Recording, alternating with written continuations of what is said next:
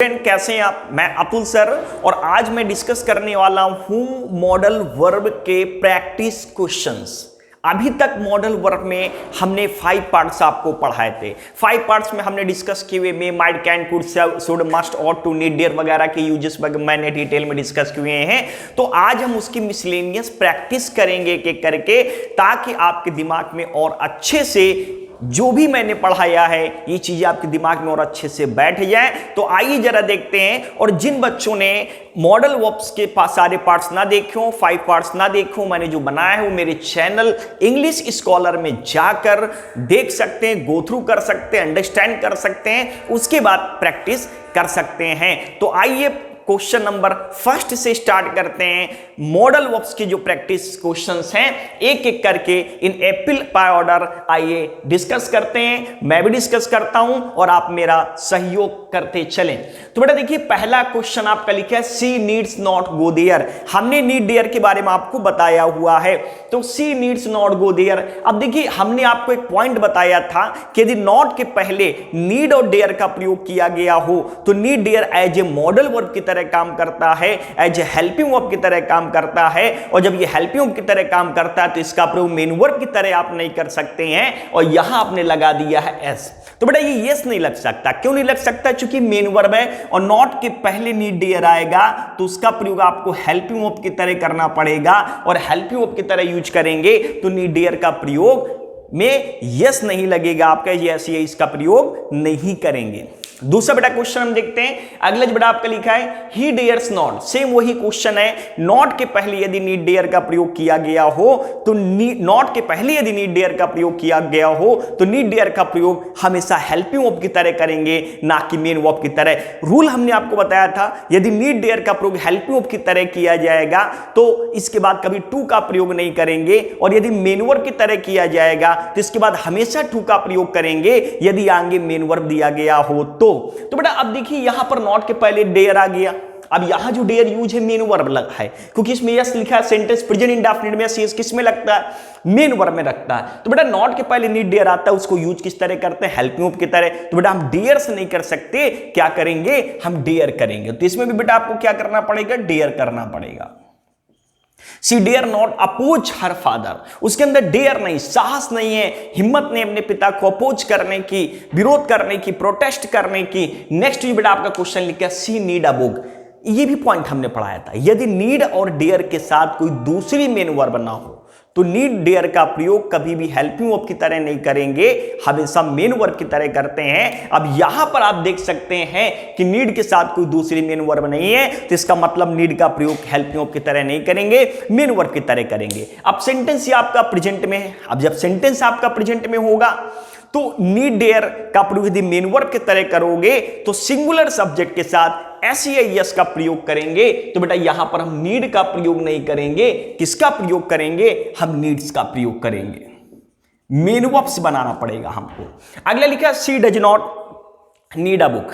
अब देखिए यहां पर नीड बेटा क्या बना? मेन वर्ब बना, कोई दिक्कत नहीं, चूंकि डज नॉट आपने क्या ले लिया? Helping verb. लेकिन नीड डेयर का प्रयोग मेन वर्ब की तरह करते हैं तो टू तभी प्रयोग करेंगे जब आगे मेन वर्ब दी हो। यहां पर देखिए दूसरा कोई मेन वर्ब नहीं है, ऑब्जेक्ट दिया है। तो जब ऑब्जेक्ट दिया है तो हमको टू लेने की जरूरत नहीं, क्योंकि टू हम तब लेते थे नीड डेयर के बाद जब आगे कोई मेन वर्ब दिया हो, जब हमें मेन वर्ब कनेक्ट करनी होती है। तो बेटा ये वाक्य जो आपका हो जाएगा ये पूरा आपका सही हो जाएगा। इसके बाद अगला बेटा क्वेश्चन हम देखेंगे। लिखा है आपका she is used to get up early. अब आपको पता है, हमने आपको बताया था, यदि यूज्ड टू के पहले हेल्पिंग वर्ब का प्रयोग किया गया हो, यदि यूज्ड टू के पहले हेल्पिंग वर्ब का प्रयोग किया गया हो तो यूज्ड टू के बाद जो भी मेन वर्ब आएगी हमेशा उसके बाद आईएनजी फॉर्म का प्रयोग करते हैं। तो यहां यही प्रॉब्लम है। यहां पर गेट की जगह आपको क्या करना है? गेटिंग करना है। गेट की जगह क्या करना है? गेटिंग करना है। इसके बाद बेटा अगला क्वेश्चन हम देखेंगे। लिखा है सी डिड नॉट। अब एक चीज और ध्यान रखना, अगर यूज टू के पहले डिड नॉट का आपने प्रयोग कर लिया, कहने का मतलब यूज टू के पहले यदि आपने डिड नॉट का प्रयोग कर लिया है तो बेटा ये जब हेल्पिंग वर्ब बन जाएगा तो फिर ये यूज टू का प्रयोग ही नहीं होगा। फिर यूज्ड से हम डी हटाएंगे, केवल यूज टू का प्रयोग करेंगे, ना कि यूज्ड टू का प्रयोग करेंगे। कहने का मतलब आपका होता है यदि यूज टू के पहले आपने डिड नॉट ले लिया हो, डिड नॉट ले लिया हो तो यूज्ड टू का प्रयोग फिर नहीं करते हैं, फिर केवल यूज टू का प्रयोग करते हैं। तो ये वाक्य भी पूरा क्या है? आपका सही है। इसके बाद बेटा हम अगला क्वेश्चन से देखेंगे, लिखा हुआ है आपका इट इज 10 बज चुका है, the teacher be in the class. हमने पॉसिबिलिटी, देखिए पॉसिबिलिटी के लिए हमने बेटा 3 मॉडल वर्ब बताए थे, एक हमने माइट बताया था, एक हमने मे बताया था और एक हमने मस्ट बताया था। हमने कहा दूर की संभावना हो तो माइट का प्रयोग करते हैं, निकट की संभावना हो तो मे का प्रयोग करते हैं, और जहां 90% किसी चीज की पॉसिबिलिटी को इंडिकेट करते हैं वहां मस्ट का प्रयोग करते हैं। तो जरा इस क्वेश्चन में हम देखेंगे, लिखा इट इज 10 बज चुके हैं, टीचर इन द क्लास। अब 10 बज चुके हैं तो टीचर को कहां होना चाहिए, मतलब हम एक पॉसिबिलिटी पर जोर दे रहे हैं, एक संभावना पर जोर दे रहे हैं, ज्यादा स्ट्रॉन्ग पॉसिबिलिटी को फोकस कर रहे हैं, इसलिए हम यहां पर क्या लेंगे, must be in the class. 10 बज चुके हैं, टीचर को तो क्लास में ही होना चाहिए। ओके, तो जहां पर सबसे ज्यादा संभावना हो वहां पर हम मस्ट लगाते हैं, मतलब फुल पॉसिबिलिटी का इंडिकेशन हो जहां पर। नेक्स्ट जो बेटा आपका लिखा है यू अबाइड बाय रूल्स। अब देखिए अबाइड बाय का मतलब बेटा होता है पालन करना। आपको नियमों को पालन करना चाहिए, जो नियम से उसे आपका पालन करना चाहिए। और हमने कहा था जहां पर नेसेसिटी की बात की जाए, जहां पर जरूरत की बात की जाए, वहां पर मस्ट का प्रयोग करते हैं, इसलिए हम यहां पर किसका, शुड का प्रयोग नहीं करेंगे और टू का प्रयोग नहीं करेंगे, you must abide by rules. वैसे तो कोई भी लगा सकते थे, लेकिन ऑप्शन में अगर दिए हैं तो ध्यान रखना माइनर डिफरेंस को अंडरस्टैंड करते हुए हम ऑप्शन फिल करेंगे। नेक्स्ट जो बेटा आपका लिखा हुआ है you him that gambling would ruin him। You him कि जो गैम्बलिंग है, जो जुआ है, उसे बर्बाद कर देगा। अब यहां पर हम क्या फिल करेंगे, शुड वार्न, आपको उसे चेतावनी देनी चाहिए कि जुआ उसको बर्बाद कर देगा।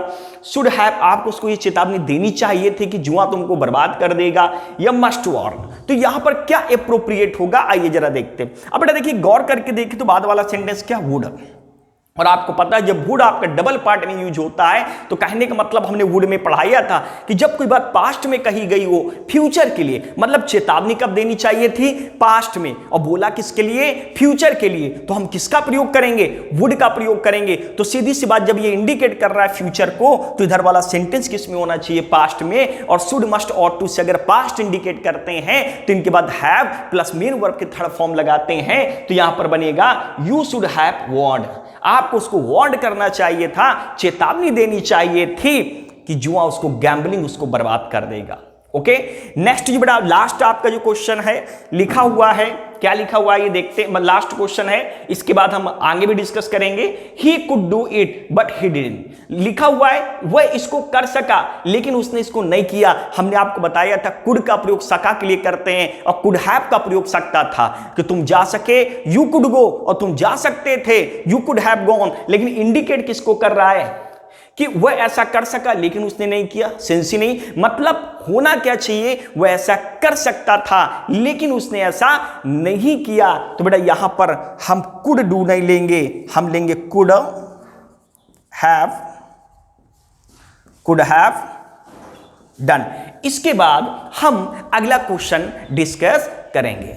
अगला क्वेश्चन बेटा हम डिस्कस करेंगे, इसके पहले जो भी मैंने आपको एग्जांपल्स बताए उसके बाद आइए अगला क्वेश्चन देखते हैं। लिखा हुआ है he be given warm welcome if he wins the tournament. अब देखिए यहां पर बेटा हमने ऑलरेडी वर्ड्स दे दिए, जो फिल करना है ब्लैंक में क्या फिल करेंगे, तो जो वर्ड फिल करने वहां पर ऑलरेडी मैंने इंडिकेट कर दिया इस बार इसमें। तो आपको अंडरस्टैंड करके, थिंक करके क्या एप्रोप्रिएट होगा फिल करना होगा। अब जैसे लिखा हुआ है if he wins the tournament, यदि वो टूर्नामेंट जीतेगा, he be given warm welcome, तो उसका गर्मजोशी के साथ स्वागत किया जाएगा। अब आप कंफ्यूज होंगे विल लगाएं कि सेल लगाएं, क्योंकि कंडीशनल सेंटेंस में तो दोनों का प्रयोग करते हैं। खैर एक बात मैं आपको बता देता हूं, आपने पढ़ा होगा आई वी के साथ लेते हैं सेल और बाकी सब के साथ क्या लेते हैं, विल। मतलब आई वी के साथ क्या लेते हैं, सेल, और बाकी जितने भी होते हैं ही सी इट दे के साथ क्या लेते हैं, विल। लेकिन यदि दोनों को उल्टा कर दें, कहने का मतलब जिनके साथ विल, जिनके साथ सेल लगता है उनमें विल लगा दें, और जिनके साथ विल लगता है उनके साथ, उन सब्जेक्ट के साथ सेल लगा दें, तो ध्यान रखेंगे केवल भाव में डिफरेंस आ जाता है। और डिफरेंस ये होता है जोड़ देने का सेंस आ जाता है। जैसे आई शैल गो नॉर्मली होता मैं जाऊंगा, आई विल गो मतलब सर्टेनिटी को शो करेगा, जोर देने का सेंस शो करेगा, ही विल गो वह जाएगा, ही शैल गो मतलब वो निश्चित जाएगा, इंफेसाइज करेगा। तो ध्यान रखना आई भी के साथ शैल लेते हैं, बाकी सब के साथ विल लेते हैं, और जिनके साथ विल लेते हैं उनके साथ शैल ले ले, और जिन सब्जेक्ट के साथ शैल लेते हैं उनके साथ विल ले ले, तो जोर देने का सेंस आ जाता है, ध्यान रखेंगे, और कोई ग्रामेटिकल एरर नहीं होती है। अब यहां पर दोनों ऑप्शन दिए हैं विल शैल, तो हम केस देखेंगे क्या है, केस बेटा आपका जोर देने का सेंटेंस, देखिए ही के साथ यहां पर विल लगता, लेकिन सेंटेंस में जोर देने का केस समझ में आ रहा है, कंडीशनल केस सेंटेंस है, यहां पर कंडीशनल केस होता ही जोर देने के केस में बनता है। If he wins the tournament, यदि वो टूर्नामेंट जीतेगा तो उसे गर्मजोशी के साथ स्वागत उसका किया जाएगा, इसलिए हम यहां विल का प्रयोग नहीं करेंगे, हम यहां पर प्रयोग करेंगे शैल का। ओके, किसका प्रयोग करेंगे, शैल का। इसके बाद अगला क्वेश्चन बच्चे आपका लिखा है, इट इज पॉसिबल, ये संभव है, दैट क्रिस्टोफर मार्लो एक राइटर है, लेखक है, पोएट है, Christopher Marlowe have written plays for Shakespeare, कि जो क्रिस्टोफर मार्लो है, अब देखिए यहां पर ऑलरेडी हैव ले लिया है, तो जब हैव ले लिया तो बेटा कुड नहीं लगा सकते, कुड तो लगाते पॉसिबिलिटी को इंडिकेट कर रहा है।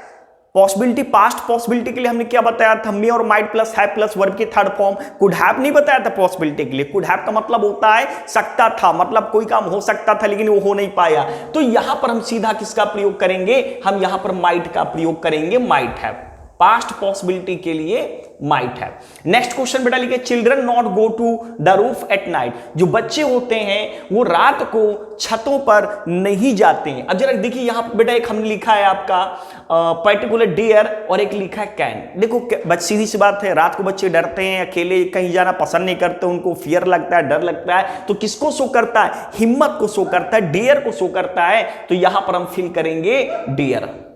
ओके, तो यहां पर हम क्या फिल करेंगे, डियर फिल करेंगे। इसके बाद अगले क्वेश्चन में देखते हैं, लिखा the daughter asked her mother, daughter ने अपनी मां से मतलब पुत्री ने अपने मां से पूछा, इफ सी गो आउट मतलब परमिशन की बात कर रहा है, परमिशन वो मांग रही, और जहां परमिशन का केस होगा वहां पर हम किसका प्रयोग करेंगे बेटा, माइट का प्रयोग करेंगे, तो इसमें माइट लगा लेंगे। ओके, क्या लगा लेंगे, माइट का प्रयोग करेंगे। नेक्स्ट जो बेटा आपका लिखा हुआ है अगला, she read a book while watching TV during her school days. देखिए ड्यूरिंग हर स्कूल डेज की बात कर दी, कब की बात कर दी, पास्ट की। अगर आप पास्ट की आदत को दर्शाते हैं तो हमने वुड बताया था और यूज्ड टू बताया था, और दोनों में डिफरेंस बताए थे, इसलिए इसमें बेटा किसका प्रयोग करेंगे, हम वुड का प्रयोग करेंगे, पर्टिकुलर, ध्यान रखेंगे। नेक्स्ट क्वेश्चन बेटा लिखे, स्पीक स्लोली, धीरे धीरे बोलिएगा, स्पीक स्लोली लेस्ट कहीं ऐसा ना हो यू, और आपको पता है लेस्ट के बाद हमेशा कौन सी हेल्पिंग लेते हैं, शुड का प्रयोग करते हैं। और हमने एक चीज और आपको बेटा इसमें बताई थी कि लिस्ट के बाद हमेशा हेल्पिंग ऑफ शुड लगाते हैं, और अगर शुड का प्रयोग ना करें तब भी वाक्य गलत नहीं होगा, लेकिन वो सेंटेंस प्रेजेंट इंडेफिनिट में यूज होना चाहिए, ये ध्यान रखेंगे। मतलब या तो शुड लगाइए और या तो लिस्ट वाला वाक्य प्रेजेंट इंडेफिनिट में होना चाहिए, कि लिस्ट के बाद का पार्ट जो है या तो वो प्रेजेंट इंडेफिनिट में हो और या तो उसमें शुड लगा हो। इसी केस में दोनों सही है, तो शुड लगाएंगे तो भी सही है, और शुड ना लगाए सेंटेंस को प्रेजेंट इंडेफिनिट से बना ले तो भी आपका सही होगा। नेक्स्ट क्वेश्चन बेटा देखेंगे, लिखा he pass this time as he has worked satisfactorily hard, मतलब संतोषजनक रूप से उसने कड़ी मेहनत की है, तो इस बार उसके पास होने की हम पॉसिबिलिटी को यूज करते हैं, संभावना को इंडिकेट कर रहा है वो, तो बेटा यहां पर हम क्या लेंगे, मे लेंगे, क्योंकि हम पॉसिबिलिटी को इंडिकेट कर रहे हैं, निकट संभावनाओं को जिसमें होने के चांसेस है कि तुमने बेटा बहुत मेहनत की है, इस बार तुम्हारे सक्सीड होने के, सफल होने की संभावना है। नेक्स्ट क्वेश्चन बेटा लिखा है, children take milk at night. अब देखिए हमने कहा था जहां पर अनिवार्यता को शो किया जाए, जहां पर कोई चीज इंपॉर्टेंस को शो किया जाए, महत्व को इंडिकेट किया जाए, हमने बताया था वहां पर मस्ट लेते हैं। और ये बोला जाता है कि बच्चों को नाइट को, मतलब देखोगे ना शाम को बच्चे दूध वगैरह पीते हैं, तो यहां पर शुड नहीं लेंगे, यहां पर मस्ट का प्रयोग करेंगे, क्योंकि जहां पर हम महत्व को जोर देते हैं या किसी चीज की महत्वता को, इंपॉर्टेंस को इंडिकेट करते हैं, वहां पर हम मस्ट लेते हैं। ओके, नेक्स्ट क्वेश्चन बेटा आपका लिखा, शी सेड, उसने कहा था, दैट। अब यहां पर बेटा विल नहीं लगेगा, क्योंकि हमने आपको बताया था कि जब कोई बात पास्ट में कही गई हो फ्यूचर के लिए, जब कोई बात पास्ट में कही गई हो फ्यूचर के लिए, तो हम किसका प्रयोग करेंगे, वुड का प्रयोग करेंगे। नेक्स्ट क्वेश्चन देखते हैं, लिखा है सी केम हियर, वो यहां आई सो दैट। अब देखिए हमने कहा था सो दैट और इन ऑर्डर दैट, बेटा दोनों हमने आपको बताए थे। हमने कहा था यदि सो दैट का प्रयोग प्रेजेंट में है तो उसके साथ मे लगाएंगे, और यदि पास्ट में यूज है तो क्या लगाएंगे, माइट। तो यहां पर बेटा मे की कोई पॉसिबिलिटी नहीं है, क्योंकि केम किस में आ गया, पास्ट में, हम यहां पर लेंगे माइट। ओके, क्या लेंगे यहां पर, हम यहां पर माइट का प्रयोग करेंगे। ओके, अब देखिए माइट भी लगा सकते हैं, पास्ट की कोई भी हेल्पिंग लगा सकते हैं, ये जरूरी ही नहीं है कि so that, in order that के बाद मे और माइट ही केवल आता है। नो, प्रेजेंट में मे तो आता ही आता है पॉसिबिलिटी केस में, मे के अलावा अदर भी प्रेजेंट की हेल्पिंग से लगा सकते हैं, प्रेजेंट टेंस की हेल्पिंग वर्ब, और पास्ट में माइट के अलावा अदर हेल्पिंग से लगा सकते हैं जो पास्ट सेंटेंस में या पास्ट टेंस में हेल्पिंग की तरह यूज करते हैं। नेक्स्ट जो बेटा आपका लिखा हुआ है, हर सोल रेस्ट इन पीस। यहां पर हम क्या इंडिकेट कर रहे हैं, पीस को इंडिकेट कर रहे हैं, शांति को इंडिकेट कर रहे हैं, मतलब प्रार्थना। कोई डेथ हो गई, किसी को मौत हो गई है, तो कहते हैं ना भगवान उनकी आत्मा को शांति दे। तो हमने कहा था जितने भी इच्छा प्रकार के जो ऑप्टेटिव वाले वाक होते हैं, प्रे जिसमें इंडिकेट करते हैं, कर्स इंडिकेट करते हैं, विश इंडिकेट करते हैं, ब्लिस इंडिकेट करते हैं, उसमें वाक हमेशा मे से ही चालू करते हैं। तो यहां पर हम किसका प्रयोग करेंगे, हम बेटा मे का प्रयोग करेंगे। ओके, नेक्स्ट बेटा लिखिए, they not read this book for this topic. हिम्मत की बात नहीं कर रहा है, किसको इंडिकेट कर रहा है, वो जरूरत को इंडिकेट कर रहा है, ना कि साहस बता रहा है। किस टॉपिक के लिए उसे किताब पढ़ने की जरूरत नहीं थी, इंडिकेट कर रहा है, तो यहां हम नीड का प्रयोग करेंगे। नेक्स्ट क्वेश्चन लिखा है बच्चे आपका, you please help me lift this box. देखिए बेटा कैन और कुड दोनों लिखा, हमने तक कब आपको बताया था, जब हम मदद देने की बात करते हैं तो हम किसका प्रयोग करते हैं, कैन का प्रयोग करते हैं। लेकिन जब हम रिक्वेस्ट को शो करते हैं, जब आप किसी से रिक्वेस्ट करते हैं, प्रार्थना करते हैं, पोलाइट रिक्वेस्ट करते हैं, तो किसका प्रयोग करते हैं, कुड का प्रयोग करते हैं। ये हमने आपको बताया था कुड में। तो यहां पर बच्चे किसका प्रयोग, could you please help me, could you please help me lift this box. तो बेटा हम यहां पर किसका प्रयोग करेंगे, हम यहां पर कुड का प्रयोग करेंगे, हम यहां पर कुड यूज करेंगे, ध्यान रखा। Next, to be at home. अब देखिए यहां पर यूज टू लिखा है और यहां पर ऑट लिखा है, ऑट। अब देखिए ये John to be at home, ये कहने का मतलब ये जॉन को घर में ही होना चाहिए, ये इंडिकेट कर रहा है। ये आप नहीं कहेंगे कि जॉन घर में हुआ करता था, इसमें हैबिचुअल एक्शन का इस सेंटेंस में कोई इंडिकेशन नहीं है, इसलिए हम इसमें क्या लेंगे, हम इसमें ऑट लेंगे।